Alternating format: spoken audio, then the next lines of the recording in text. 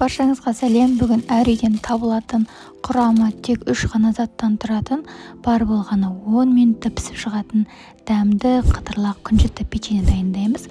Видеоны соңына дейін қарап, каналыма жазылып алуды ұмытпаңыздар. Ендеше бастайық. Ең алдымен ыдысымызға 3 жұмыртқамызды жарып аламыз. Үстіне 6 ас қасық толтырмай қантымызды салып, 1 шымшым тұзымызды салып, миксермен 2 есе көпіршігенше араластырып аламыз.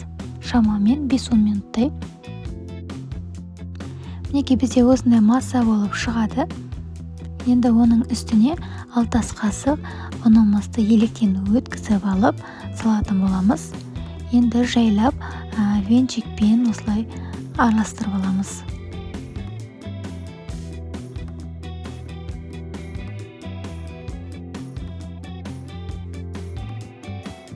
Мінекей осымен біздің тестіміз дайын болды.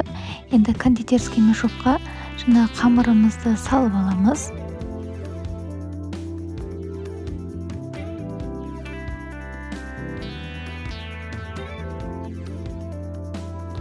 Енді пергамент қағазын төсеп, кондитерский мешоктың басқа жағын кесіп аламыз дағыны. Осылай дөңгелек етіп сығып алатын боламыз қамырымызды. Барлық қамырымызды видеода көрсетілгендей дөңгелек пішінде етіп сығып аламыз. Енді бетіне күнжітті осылай аямай сеуіп аламыз.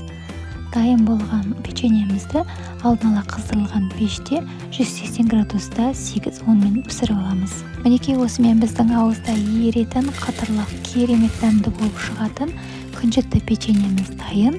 Сізде міндетті түрде жасап көріңіздер. Рецепт ұнаған болса лайк басып, каналыма жазылуды ұмытпаңыздар.